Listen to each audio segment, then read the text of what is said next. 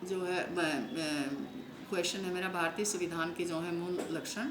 भारत का संविधान जो है भारत का संविधान एक लिखित और लंबा संविधान है। लगभग 2 वर्ष 11 महीने और 18 दिन इस संविधान को बनाने में बड़ा लंबा समय लगा। इस संविधान के जो है बड़ा होने के काफ़ी कारण हैं। प्रथम कि इसके आर्थिक और सामाजिक जो है सभी मुद्दों का बहुत ही डिटेल के अंदर जो है वर्णन किया गया है। पार्लियामेंट्री सिस्टम हमने इसमें जो है संसदीय प्रणाली का जो सिस्टम है हमने ब्रिटेन से लिया। हमने वही बातें सिलेक्ट करी जो हमारी देश की समग्र परिस्थितियों के अनुसार थी।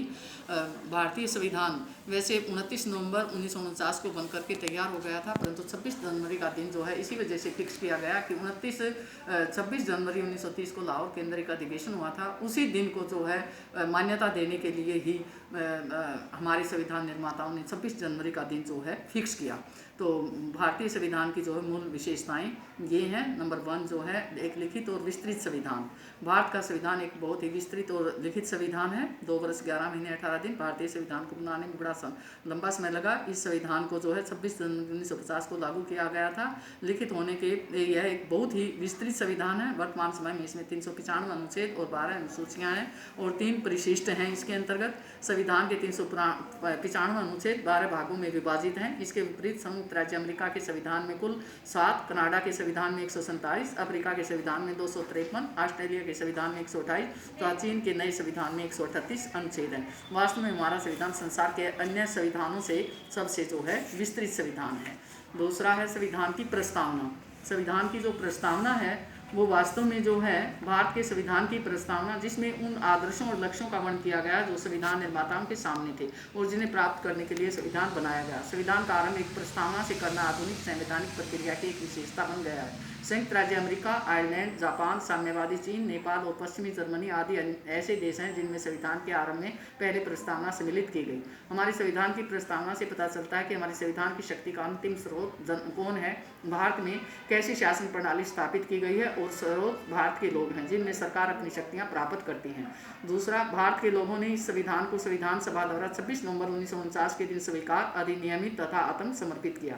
थर्ड, भारत में एक संपूर्ण प्रभुत्व लोकतंत्रात्मक गणराज्य की स्थापना की गई। 42वें संशोधन के अंतर्गत इन तीनों आदर्शों के साथ साथ समाजवाद और धर्मनिरपेक्ष के आदर्श भी जोड़ दिए गए हैं। नेक्स्ट है भारतीय संविधान के मुख्य उद्देश्य न्याय, सामाजिक, आर्थिक तथा राजनीतिक स्वतंत्रता, समानता तथा भ्रातृ भाव के महान सिद्धांत हैं।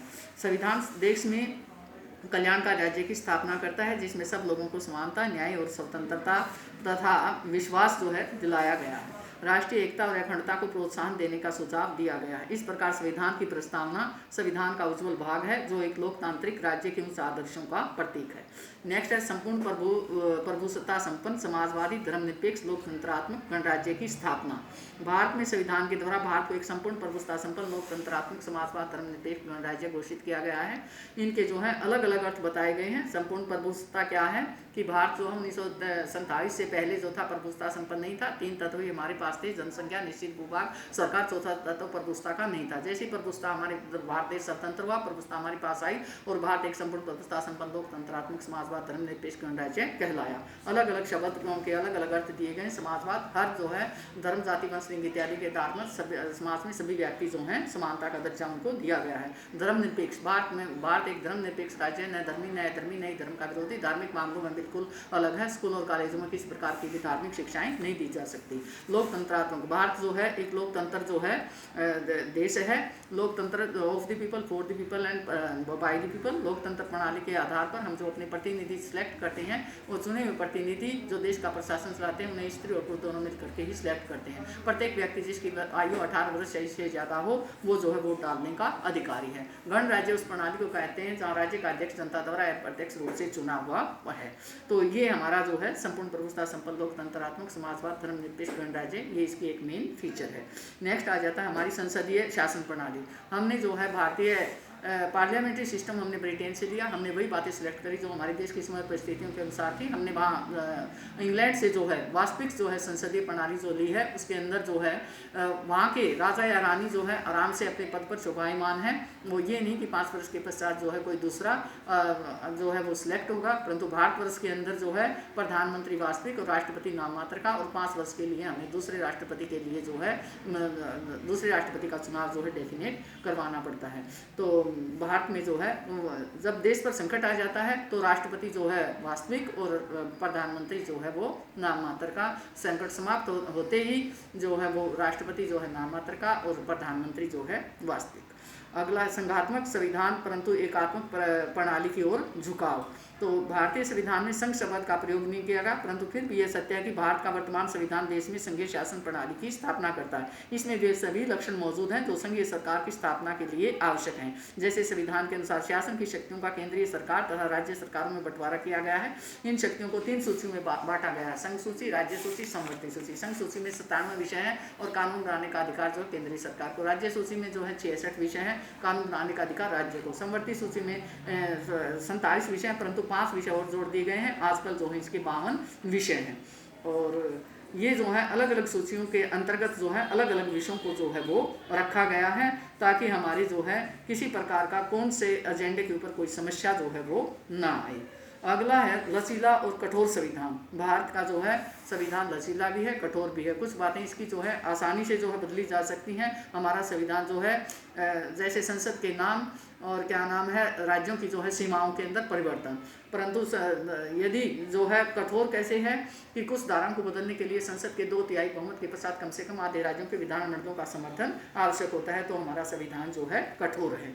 पंडित जवाहरलाल नेहरू ने इसके बारे में जो है अपने विचार जो हैं इस तरह से रखे हैं कि यद्यपि इस संविधान को हम इतना कठोर तथा स्थायी बनाना चाहते हैं जितना कि हम बना सकते हैं, परंतु संविधान स्थायी नहीं होते, इनमें कुछ लचीलापन अवश्य होना चाहिए। यदि तुम किसी वस्तु को कठोर तथा स्थायी बना दो तो उससे राष्ट्र की प्रगति रुक जाएगी। हम किसी भी देशों में संविधान को इतना कठोर नहीं बना सकते कि उसे बदलती हुई परिस्थितियों के अनुसार बदला न जा सके। जब संसार उपद्रवग्रस्त हो और जब हम अत्यंत गतिशील परिवर्तन काल में से गुजर रहे हों, उस समय जो कार्य हम आज कर रहे हैं वह कल भी जो है उस रूप में ठीक होगा, ऐसा समझना ठीक नहीं।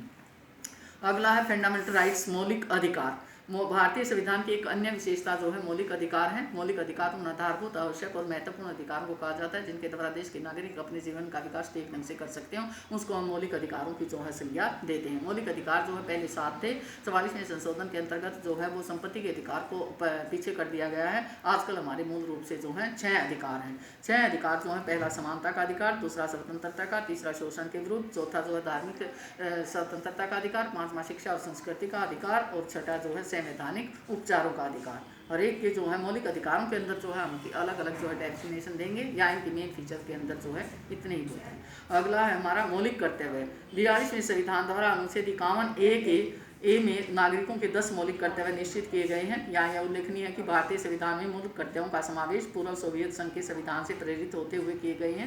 सहनसिंह समिति की अनुशंसा के पश्चात भारतीय संविधान में निम्नलिखित 10 मूल कर्तव्यों को समाविष्ट किया गया है। हमारे 10 मूल कर्तव्य हैं: संविधान का पालन करना, उसके आदर्श संस्थाओं, राष्ट्रीय ध्वज और राष्ट्रीय गान का सम्मान करना। स्वतंत्र दूसरा है स्वतंत्रता संग्राम को प्रेरित करने वाले उस आदर्शों को जो है बनाए रखना।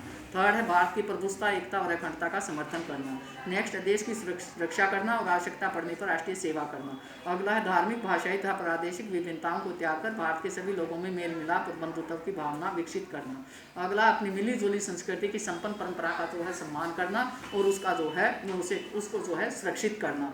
अगला है कि वन, पर्वतों, झीलों और क्या नाम है अन्य जीवों सहित प्राकृतिक वातावरण की रक्षा और उनमें सुधार करना। वैज्ञानिक दृष्टिकोण, मानवता, अन्वेषण और सुधार की भावना विकसित करना। सार्वजनिक संपत्ति की रक्षा करना। व्यक्तिगत और सामाजिक कार्यकलापों के क्षेत्र में कुशलता लाने का प्रयत्न करना। ये थे हमारे जो है मौलिक कर्तव्य। अगला आ जाता है नेक्स्ट पॉइंट है हमारा राज्य नीति के निर्देशक सिद्धांत। राज्य नीति के निर्देश सिद्धांत जो भारतीय संविधान की एक मुख्य विशेषता है। राज्य नीति के निर्देश सिद्धांत क्या हैं?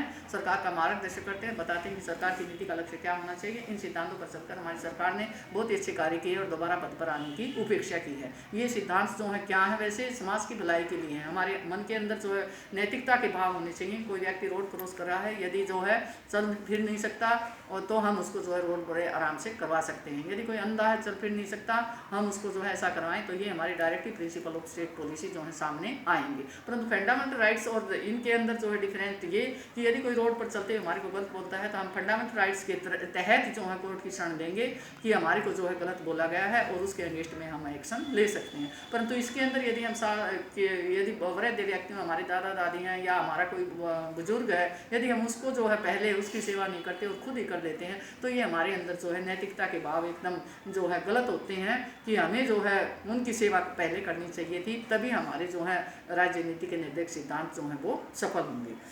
इसमें किसी विचार की डेफिनेशन जो है यदि आ जाती है तो उसको कोमा से शुरू करना है और कोमा से बंद करना है। ये एक विचारक ने जो राजनीति के निर्देशक सिद्धांतों के बारे में अपने पॉइंट्स इस तरह से दिए हैं अपनी डेफिनेशन। यदि नागरिकों के मौलिक अधिकार जो संविधान के 3रे अध्याय में दिए गए हैं भारत में राजनीतिक लोकतंत्र की नींव रखते हैं, तो निर्देशक सिद्धांतों का उद्देश्य देश में सामाजिक तथा आर्थिक लोकतंत्र के सिद्धांतों को निश्चित करना। यह न तो कोई पूर्ण मसौदा है और न ही कोई तैयार तथा दृढ़ प्रोग्राम है, बल्कि ये सिद्धांत संविधान निर्माताओं की इस इच्छा को प्रकट करते हैं कि प्रत्येक सरकार आर्थिक लोकतंत्र स्थापित करने का प्रयत्न करेगी। तो इस तरह यदि किसी विचारक की डेफिनेशन आ जाती है उसको जो है हमने कोमा से लेना है और कोमा से ही बंद करना है। 10 है अगला पॉइंट है हमारा main feature of Indian constitution की संयुक्त चुनाव प्रणाली तथा वयस्क मताधिकार प्रणाली। इस प्रणाली के तहत जो है हम जो है भारत के अंदर लोकतंत्र प्रणाली स्थापित की गई है। इसके तहत हर व्यक्ति जिसकी आयु 18 वर्ष से ज़्यादा हो वोट डालने का अधिकार जो है उसको दिया गया है। उन एक्ट जो है नए संविधान के अनुसार प्रत्यक्ष तथा सांप्रदायिक चुनाव प्रणाली जिसका आरंभ भारत में 1909 के अधिनियम द्वारा किया गया था और जिसका विस्तार 1919 तथा 1935 के अधिनियमों द्वारा किया गया है उसको समाप्त कर दिया गया और उसके स्थान पर संविधान के आर्टिकल को ना आप जोड़ सकते ना मैं जोड़ सकती 325 में संयुक्त चुनाव प्रणाली की व्यवस्था की गई है। इसके द्वारा सांप्रदायिकता को कम करके एक बहुत ही महत्वपूर्ण कदम उठाया गया है, क्योंकि इसके अंतर्गत एक एक निर्वाचन क्षेत्र के अंतर्गत सभी धर्मों जातियों और सभी जो है वर्गों समुदाय के लोग मिल करके अपनी एक प्रतिनिधित्व अपनी एक जो है संयुक्त उम्मीदवार या प्रतिनिधि का जो है चुनाव करते हैं। 10 पॉइंट।